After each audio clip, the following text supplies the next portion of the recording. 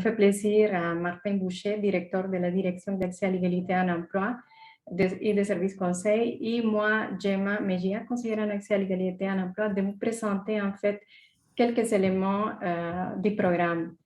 Aujourd'hui, on va vous parler plus spécifiquement, on va effectuer une mise en contexte en fait en vous donnant quelques définitions. On va parler également d'auto-identification, on va parler des différents types de mesures qu'on applique dans les cas des programmes d'accès à l'égalité en emploi. On va rentrer plus en détail dans la notion des compétences équivalentes, ce qui nous pose beaucoup de questions de la façon dont on applique ces mesures. Et à la fin, on va vous présenter aussi quelques services qui sont offerts par la Commission. Martin va conclure également avec 3 points après notre intervention. Donc, je vous laisse avec Martin pour commencer. Bonjour tout le monde. Alors, un plaisir d'être présent parmi vous. Alors moi, je vais commencer par une certaine mise en contexte, puis aussi au niveau des définitions. Alors, ça se trouve être à la page suivante dans la présentation. Alors, vraiment, je croyais qu'il était pertinent de définir ou de faire un rappel de certains termes qu'on utilise dans la présentation afin de bien saisir les différences. Dans un premier temps, l'accès à l'égalité en emploi. Alors, c'est vraiment un concept qui est basé sur le droit à l'égalité prévu à l'article 10 de la Charte et il fait référence à une intervention légale de l'État. Il s'agit en fait de la restauration d'un des droits fondamentaux prévus à la Charte des droits et libertés de la personne du Québec. Un programme, essentiellement, ça vise à corriger la situation des personnes faisant partie de certains groupes victimes de discrimination en emploi et vraiment à éliminer tout élément potentiellement discriminatoire du processus de dotation d'un employeur envers ces groupes. En fait, il s'agit d'une solution qui est de nature systémique, visant à corriger une problématique systémique.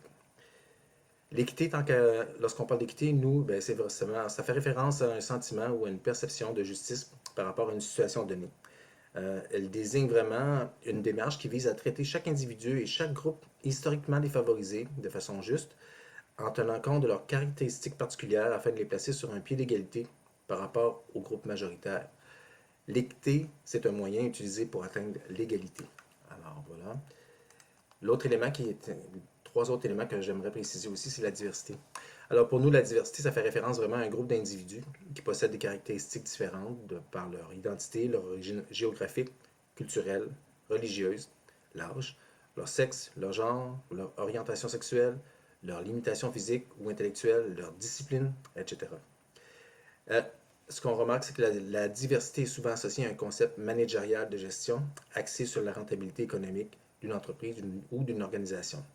Notons que le concept de l'accès à l'égalité, lui, est beaucoup plus rigide, par contre, et que celui de la diversité.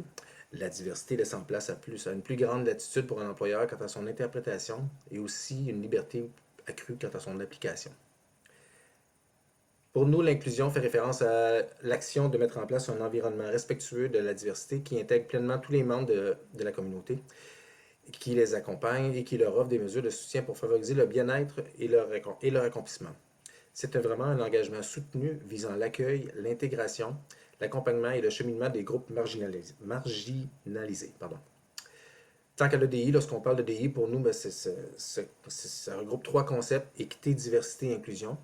Et l'EDI est souvent associé dans une institution à une démarche d'engagement visant l'application de ces principes, dont l'objectif, c'est vraiment d'éliminer tout comportement discriminatoire des personnes reliées à une organisation ou en lien avec l'organisation. L'accès à l'égalité à l'emploi, toujours une voie privilégiée. Alors, je vais juste discuter brièvement ici de certains éléments, ici, soit le rôle, les groupes visés, les employeurs, nos outils, nos publications et nos nouvelles orientations. En ce qui concerne le rôle de la Commission, alors toujours dans un volet d'accès à l'égalité en emploi, alors la Commission des droits de la personne vraiment veille à l'application de la loi sur l'accès à l'égalité en emploi dans les organismes publics et elle s'assure que tous les organismes qui sont assujettis à cette loi se conforment à leur objectif et vraiment aux exigences requises par la loi. La direction de l'accès à l'égalité des services conseils, qui est ma direction, est en charge plus de l'administration des programmes et des opérations. Essentiellement, on a 2 rôles principaux ici. Nous, c'est vraiment de porter assistance sur demande aux employeurs lors de l'élaboration ou de l'implantation d'un programme. Et aussi, on vérifie la teneur de l'efficacité des programmes. Alors, tous les éléments qui peuvent constituer un programme, nous sommes tenus de les vérifier. Il y a d'autres mandats, mais ce n'est pas pertinent pour la présente présentation. Alors, je vais passer au groupe visé. Alors, il y a 5 groupes visés qui sont visés habituellement par la loi. Alors, ce sont les femmes, les personnes handicapées, les personnes autochtones, les minorités visibles et les minorités ethniques. Alors, on parle d'auto-identification bientôt. Alors, tous ces groupes-là ont des difficultés propres à l'auto-identification. Par exemple, pour les femmes, alors c'est l'appartenance des groupes des femmes par une personne trans. Alors, ça occasionne plusieurs questionnements chez les employés, auprès de l'employeur. Surtout lorsqu'un employeur décide d'appliquer une mesure préférentielle, qu'on dit une mesure de redressement, dans le cadre du processus de dotation aux personnes trans, afin qu'elles bénéficient des avantages d'un programme qui est destiné aux femmes. Alors, on a entendu que c'était problématique dans certains cas. Pour les personnes handicapées, la problématique, c'est toujours la même chose, c'est la difficulté de la définition entre une personne handicapée et une personne en situation de handicap. Il y en a une qui est beaucoup plus concise, disons, ou précise. Alors, pour les personnes handicapées qui visent vraiment l'embauche ou du moins le maintien en emploi de certaines personnes avec un certain niveau d'incapacité, qui est moyen ou élevé, alors que la charte, elle, précise une personne en situation de handicap qui est un concept beaucoup plus large. Alors, ça peut y arriver qu'il y a des difficultés d'interprétation dans ces deux définitions-là. Pour les personnes autochtones, alors, ils ont de la difficulté à se reconnaître dans la loi là, et ils s'identifient très peu. Alors, il y a vraiment un processus pour aller rechercher ou atteindre ces gens-là. Aux minorités visibles et aux minorités ethniques, il y a une confusion vraiment entre ces deux définitions-là. On essaie de mettre ça le plus clair possible, mais c'est concernant l'appartenance. Alors, dans certains cas, il y a des personnes qui, selon la loi, seraient minorités visibles, mais eux se considèrent comme minorités ethniques. Alors, il peut y avoir une différence, ou du moins certains éléments qui peuvent être problématiques au niveau des statistiques utilisées. Alors, et finalement, les minorités ethniques, parmi ceux-ci, il y en a beaucoup qui sont de deuxième ou troisième génération au Québec. Alors, et ces personnes se considèrent vraiment comme Québécois. Ils ne voient pas pourquoi ils devraient s'identifier. S'ils ont été choisis dans le cadre d'un processus de dotation, elles veulent vraiment que ce soit en raison de leurs compétences et non pas d'un avantage quelconque en vertu d'un programme. Alors, ce sont des éléments qu'on rencontre lors de l'auto-identification. Juste mentionner qu'aussi à la commission, il y a un comité interne d'orientation qui a été créé à la demande de la présidence pour évaluer la faisabilité et les conditions pour l'ajout des membres de la communauté LGBTQ comme 6e groupe. Alors, je tenais à le préciser. Il y a 3 types d'employeurs. Alors, les sources légales sont la loi sur l'accès à l'égalité en emploi dans les organismes publics. Ce sont les organismes publics. Il y a les programmes d'obligations contractuelles. Ce sont des entreprises privées. Et il y a aussi les autres programmes qu'on appelle volontaires, qui peuvent être toute forme d'organisme, sauf que c'est volontaire. Alors, il n'y a aucune obligation, c'est vraiment à leur rythme. Présentement, on regarde aussi pour faire l'ajout d'une façon ou d'une autre, c'est en évaluation présentement. Là. Alors, l'ajout des syndicats, présentement qui ne sont pas couverts par aucune loi ou aucun règlement pour l'accès à l'égalité, les organismes communautaires et aussi les ministères ou autres organismes de l'État québécois. Alors, on regarde cela présentement. Au niveau des outils, on en a développé plusieurs, mais la plus récente, c'est l'application qu'on appelle Gestion PAE. Alors, c'est vraiment un système qui permet de traiter rapidement les dossiers et d'éliminer le papier complètement. C'est disponible 24 heures sur 24 et ça permet d'avoir tout le temps accès à ses objectifs et non pas sur un rapport papier, mais plutôt directement en ligne. Alors, c'est très efficace.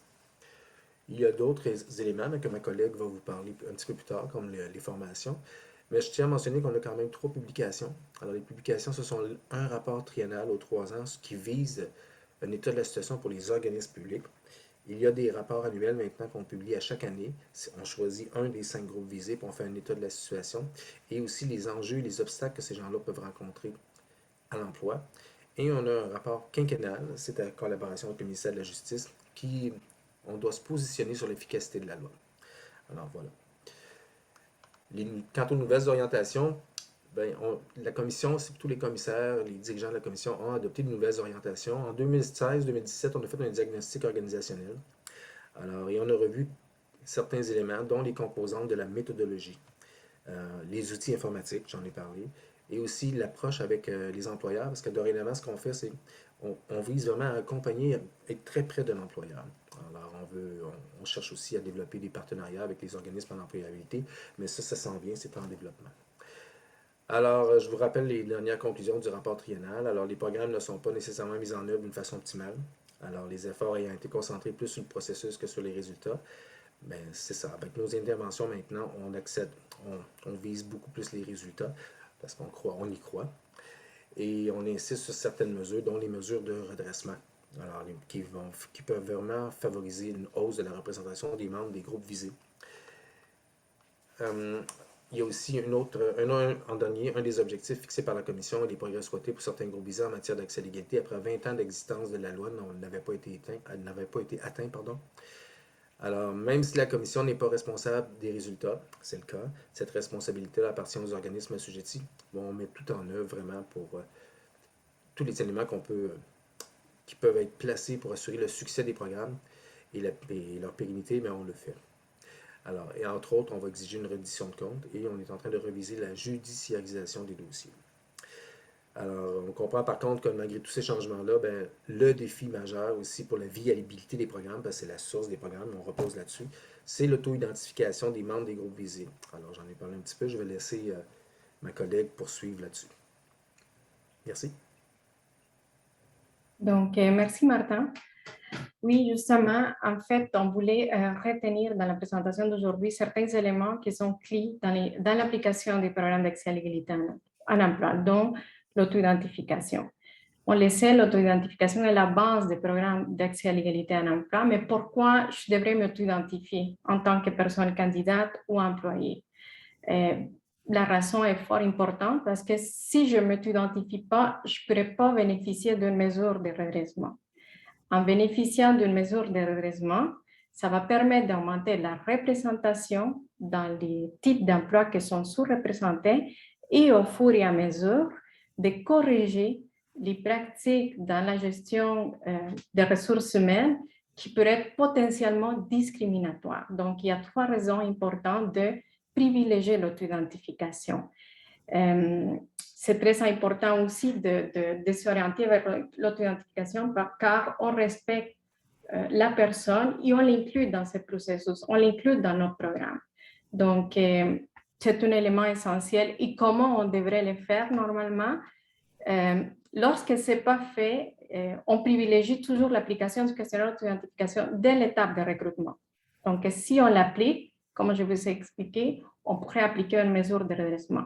Si ce n'est pas fait à l'étape de recrutement, il y a d'autres moments dont je vais vous parler dans quelques minutes, d'autres moments pour l'appliquer.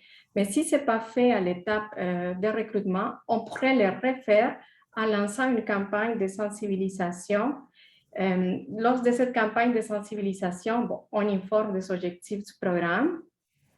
En même temps, on informe de la façon dont on va procéder pour appliquer les questionnaires d'auto-identification et du caractère confidentiel de la démarche d'auto-identification pour rassurer la personne et pour inciter la réponse au questionnaire. Par la suite, on invite les employés à compléter ces questionnaires d'auto-identification. Donc, lorsqu'on accompagne les employeurs lors de nos interventions en tant que conseillère en accès à l'égalité en emploi, on met l'emphase beaucoup sur le fait de détenir les employés, et on va les revoir dans les mesures, de tenir les employés informés des objectifs du programme pour obtenir aussi une meilleure participation, un meilleur taux de participation lorsqu'on leur demande de compléter les questionnaires. La Commission a mis à la disposition 3 outils d'auto-identification pour mieux s'auto-identifier, pour inciter l'auto-identification. Donc, nous avons lancé cette année une nouvelle version du questionnaire d'auto-identification qui a été simplifiée. Et en même temps, nous avons élaboré un guide pour mieux comprendre ce processus d'auto-identification. Dans le guide, on va retrouver des questions et des réponses qu'on se pose normalement avant de compléter ces questionnaires. Donc, c'est vraiment un guide qui incite la personne à compléter les questionnaires d'auto-identification. Donc, ils vont aller toujours de pair. Et en même temps, les définitions sont bien expliquées, ont été bien précisées dans ce guide-là, avec des exemples qui vont permettre à la personne de mieux se retrouver dans la définition. Et ça me fait plaisir aussi de présenter aujourd'hui, je vais faire rouler une vidéo que nous avons en fait sortie depuis la semaine dernière pour mieux comprendre le processus d'auto-identification, aider les employeurs et surtout aux candidats, aux personnes qui complètent le questionnaire à mieux comprendre et à distinguer, en fait, trouver les différences, surtout lorsqu'ils ne comprennent pas une définition pour une personne membre d'un groupe de minorité visible ou lorsqu'ils sont membres de minorités ethniques. On a beaucoup de confusion dans ces deux définitions-là. Donc, cette vidéo-là clarifie aussi ces informations. Et si vous me permettez, je vais vous les présenter aujourd'hui. Je vous précise qu'elle a été traduite aussi en anglais pour les personnes qui ne comprennent pas le français. Qu'est-ce qu'un questionnaire d'auto-identification? C'est un outil qui permet de s'identifier à un ou plusieurs des 5 groupes visés par un programme d'accès à l'égalité en emploi. Un programme d'accès à l'égalité en emploi, c'est quoi? Au Québec, ces programmes visent à assurer une représentation équitable en emploi des femmes, des personnes handicapées, des personnes autochtones, des minorités visibles et des minorités ethniques. Les membres de ces 5 groupes rencontrent des obstacles dans l'accès au marché du travail. L'objectif de ces programmes est aussi de déterminer et d'éliminer certaines barrières qui freinent leur accès à l'emploi, aux promotions et à la formation. Pourquoi m'auto-identifier? Pour obtenir une mesure de redressement qui vise à corriger les inégalités en embauche ou lors d'une promotion et pour contribuer à une meilleure représentation des 5 groupes visés dans tous les types d'emplois. Je veux être sélectionné sur la base de mes compétences uniquement. La sélection se fait toujours sur la base de vos compétences et de votre expérience. C'est à compétences équivalentes que sera mise de l'avant la candidature d'une personne membre des groupes visés. Est-ce qu'un employeur peut m'obliger à m'auto-identifier à un groupe visé? Non. L'auto-identification est volontaire et les informations recueillies sont confidentielles. Quelle est la différence entre minorité visible et minorité ethnique? Une personne est considérée comme appartenant à une minorité visible en raison de sa race ou de la couleur de sa peau. Par exemple, les personnes de communauté noire, les personnes originaires du Moyen-Orient, d'Amérique latine, des Caraïbes ou d'Asie. Une personne est considérée comme appartenant à une minorité ethnique si sa langue maternelle n'est pas le français ou l'anglais et qu'elle ne s'est pas déjà identifiée comme une personne autochtone ou comme une minorité visible. Par exemple, une personne italienne, bulgare ou suédoise. Les personnes nées d'une union mixte peuvent aussi appartenir à l'un de ces 2 groupes. Qu'est-ce qu'on entend par personne handicapée? Est-ce que ça inclut l'autisme? Il s'agit de toute personne qui a une déficience qui entraîne une incapacité significative et persistante et qui peut rencontrer des obstacles dans l'accomplissement d'activités courantes. Ceci inclut certaines personnes qui ont un trouble de santé mentale, les personnes qui ont un trouble du spectre de l'autisme et les personnes dont l'incapacité est épisodique ou cyclique. La Commission vous encourage à remplir le questionnaire d'auto-identification. Ensemble, nous voulons favoriser l'égalité et mettre fin à la discrimination en emploi. Pour plus d'informations, consultez notre guide sur l'auto-identification des groupes visés. Oui, parfait. Donc, voilà, donc nous avons cette année officialisé ces 3 outils-là. Le questionnaire qui a été révisé, nous avons élaboré un guide et la vidéo qui vient juste de sortir il y a quelques jours. Donc, nos recommandations toujours pour l'employeur, c'est d'utiliser les outils tels qu'ils sont proposés par la Commission. La Commission a pris soin de bien valider avant de pouvoir les officialiser pour pouvoir les utiliser. Donc, c'est très important de respecter les définitions et les exemples qui sont déjà inclus dans chacun des outils. Et pour terminer avec l'auto-identification, il y a des moments privilégiés pour appliquer les questionnaires d'auto-identification, donc idéalement à l'étape de recrutement. C'est à ce moment-là qu'on peut en fait appliquer une mesure de redressement. Je vais vous donner la définition tantôt d'une mesure de redressement et Martin va rentrer plus dans les détails avec la notion de compétences équivalentes. Mais c'est le moment vraiment pour pouvoir commencer notre processus d'embauche et ensuite d'intégration, de promotion, de formation, etc. Et il y a d'autres moments aussi Si on n'a pas pu le faire au moment de l'étape de recrutement, au moment du dépôt de la candidature, donc il y a le processus de sélection, il y a aussi l'embauche qui peut nous permettre d'auto-identifier la personne. On peut la permettre de s'auto-identifier. Et également, lorsqu'on demande à l'employeur de fournir à nouveau, de compléter un rapport d'implantation à la fin d'une phase d'implantation, c'est un bon moment pour revenir avec tous les employés, avec une campagne de sensibilisation à chaque fois.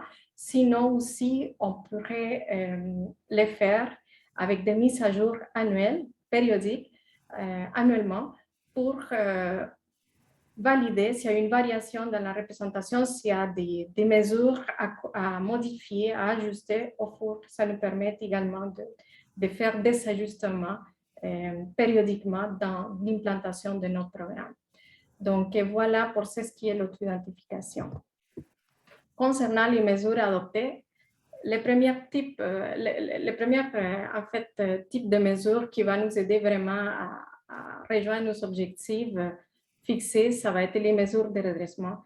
Et ce sont des mesures qui visent à corriger vraiment les inégalités durant nos processus d'embauche et de promotion lorsque la personne possède les compétences requises et les qualités requises pour occuper un emploi.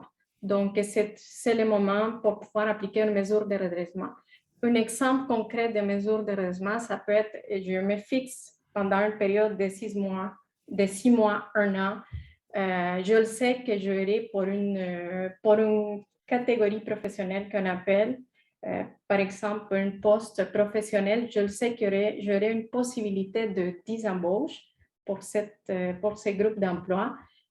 Pour ces groupes professionnels et je pourrais me fixer, mettons, 5 personnes dans une période d'une année et appliquer des actions concrètes pour atteindre cet objectif. Par exemple, faire des liens avec des organismes en employabilité, appliquer la notion de compétences équivalentes, accorder un stage professionnel pour rejoindre cet objectif-là que je me suis fixé en termes de nombre.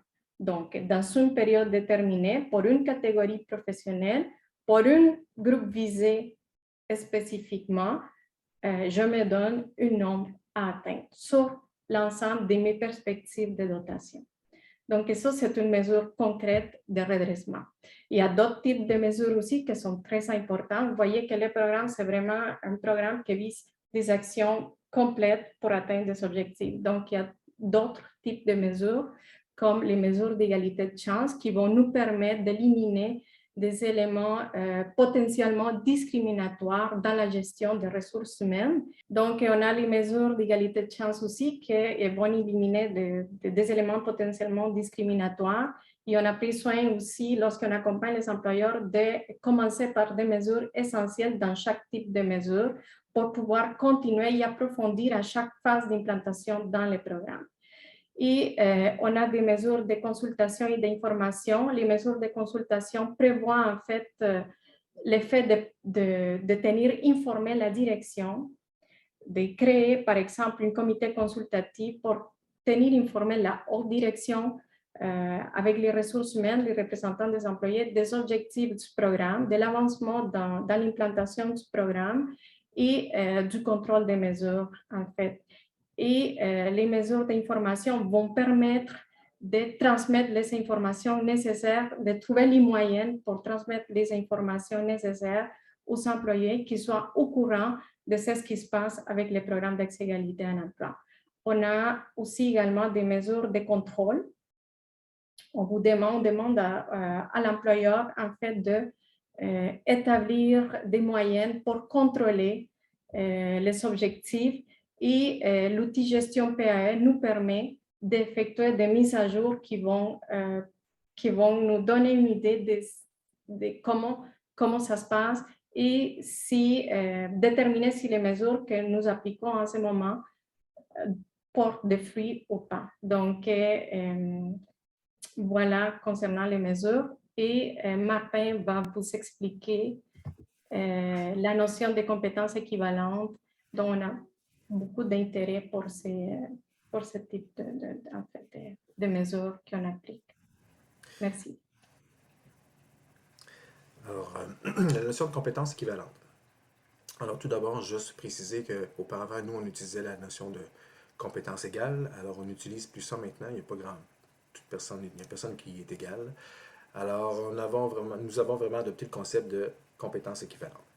Alors, il faut se positionner pour comprendre cela. Alors, dans le cadre de l'accès à l'égalité en emploi, il faut savoir tout d'abord qu'un employeur peut appliquer une mesure de redressement euh, uniquement dans les catégories professionnelles ou les regroupements d'emplois qui sont sous-représentés. Okay? Et ça peut être appliqué au moment de la décision, cette mesure de redressement-là, mais ça peut être aussi appliqué tout au long du processus, aux différentes étapes là, dans le processus de recrutement. Ça peut être à la présélection, à la sélection, à l'entrevue. Alors, c'est vraiment de favoriser ici, dans certains cas, certains membres des groupes visés lorsqu'il y a un écart qui est quand même marqué là, au niveau de la surreprésentation. Bon. Si une personne s'identifie comme membre d'un groupe visé dans le questionnaire, avec le questionnaire d'auto-identification, elle peut bénéficier d'une mesure de redressement. Okay? Si elle ne s'identifie pas, elle ne peut pas bénéficier d'une mesure. Alors, l'employeur ne peut pas lui octroyer une mesure de redressement si la personne ne s'est pas identifiée. Il faut se souvenir de ça. Bon, alors, mais pour bénéficier en plus de la mesure, la personne, elle, candidate, doit posséder des compétences minimales requises pour exercer les fonctions d'un poste. Cependant, c'est là que ça pose le problème. S'il y a plusieurs candidatures qui possèdent les exigences demandées, c'est là que la notion de compétence équivalente intervient et que son utilisation est recommandée. Nous avons 3 exemples à vous proposer. Alors, je vais en discuter. Le premier, il est simple. Alors, le premier exemple, c'est l'utilisation des listes d'admissibilité ou de rappel pour l'octroi d'une mesure de redressement. Vous le savez, les candidates et les candidats, ils sont évalués au moyen des tests et des entrevues. Exempt, la commission du moins, puis on vous suggère fortement, exempt de toute forme de biais discriminatoire. Toutes les personnes qui ont réussi ces étapes inscrites peuvent être inscrites sur une liste d'admissibilité. Alors, et celles-ci sont réputées posséder vraiment les qualifications requises pour occuper un emploi. Alors, on peut octroyer un poste, mais si jamais il y a un poste à pourvoir pour le même type d'emploi, on recommande simplement de faire appel à une personne qui se trouve sur cette liste-là. Ce mode-là, cet exemple-là est souvent utilisé pour combler les remplacements lors des embauches massives. Alors, lorsque le poste est affiché souvent. Alors, on recommande cela. C'est le plus simple. L'autre exemple, c'est l'exemple numéro 2. C'est l'utilisation d'un seuil de réussite et d'un pourcentage d'écart pour octroyer une mesure préférentielle. Alors, je m'explique. Bon, les candidats et les candidates sont évalués au moyen de tests et d'entrevues. Il y a certaines personnes qui vont franchir le seuil de réussite. Ensuite, c'est classé par notation, en pourcentage, disons. Et habituellement, on vise toujours le meilleur. Alors, c'est-à-dire que le poste est habituellement offert à la personne qui a obtenu le meilleur résultat, c'est clair. Dans la méthode d'un écart de 10%, la décision d'accorder une mesure préférentielle, mais on dit de redressement, peut se prendre parmi les personnes qui se sont classées avec une notation de moins de 10% d'écart avec la personne ayant obtenu la plus haute notation. Alors, j'explique par exemple. Ici, nous avons 3 candidats. Il y en a un qui a eu une personne qui a eu 80%, l'autre personne 76% et l'autre 65%. Alors, ce qu'on dit, c'est qu'au niveau de l'écart qu'on peut faire ici, c'est 10%. Ça fait qu'on pourrait octroyer une mesure de redressement ici au candidat numéro 2 si cette personne-là se trouve dans un regroupement qui est sous-représenté. En autant que l'écart ne soit pas très grand, pas plus que 10, c'est permis. Alors, c'est un des éléments que nous, on retrouve. À la commission, on l'utilise aussi pour le critère de l'ancienneté. Alors, lorsqu'une personne est plus ancienne, il faut qu'il y ait au moins 10% de plus, ou l'écart plus élevé, pour pouvoir, si une personne qui a moins d'ancienneté, recevoir le poste. Alors, ce sont un exemple ici qu'on peut appliquer à l'interne et qu'on recommande et qui sont légaux. L'exemple numéro 3. Alors, c'est un classement par niveau de résultat et l'octroi d'une mesure de redressement. Okay? Alors, je m'explique. Les candidats sont évalués ici au moyen de tests et d'entrevues. Alors, la personne ayant franchi le seuil de réussite, toutes les personnes sont ensuite classées selon une notation obtenue par ordre décroissant. Le poste est habituellement offert à la personne ayant eu le meilleur résultat. Mais dans ce cas-là, ici, la décision d'accorder une mesure de redressement peut se prendre parmi les personnes qui se sont classées selon les niveaux. Alors, l'exemple, il est ici. On regarde, ils ont fait des tests. Alors, au 3e niveau, vous voyez que j'ai 3 personnes. Alors, entre de 70 à 79%. et j'ai une personne au 4e niveau. Si la personne qui se trouve au 4e niveau, dans le 4e niveau, c'est une personne qui est une membre d'un des groupes busy sous-représentés, c'est peut-être pas le bon moment d'accorder une préférence à ce moment-là, alors pour cette personne-là. Mais si elle se trouve dans le 3e niveau, pourquoi pas? J'ai 3 personnes ici, ça fait qu'on dit souvent que ce sont des compétences comparables ou équivalentes. Alors voilà. C'était les 3 exemples ici que je pouvais donner ici au niveau des compétences équivalentes. Oui, merci Martin. Donc, pour terminer, en fait, la Commission met à la disposition des employeurs différents services et ressources. Nous vous invitons à les consulter. Ils sont toujours affichés dépendamment, ça peut être la section formation ou publication, mais nous avons ici indiqué quelques-uns. Donc, pour en savoir plus sur les programmes d'accès à l'égalité en emploi, vous pouvez retrouver l'information. Comment accéder aussi à l'application Gestion PAE. On vous donne la possibilité d'aller chercher plusieurs documents qui ont été indexés et qui sont ouverts au public directement dans notre système de traitement des rapports des programmes. Aussi, vous pouvez consulter la commission pour utiliser les services conseils en accommodement raisonnable. Pour accéder aussi à des séances de formation, vous pouvez consulter le site Internet de la commission. Pour obtenir aussi de l'information concernant la campagne Recruter sans discriminer, il y a vraiment beaucoup d'informations qui pourraient vous être très utiles sur la campagne. Et pour connaître les finalistes du prix membres et les membres du jury des prix droits et liberté aussi, nous avons indexé un lien. Et pour accéder aussi aux différentes publications, vous pouvez vous rendre, comme je vous ai expliqué tantôt, à la section publication. Donc, vous avez beaucoup de ressources et de services qui sont déjà offerts de façon gratuite à la Commission. Merci beaucoup de votre écoute.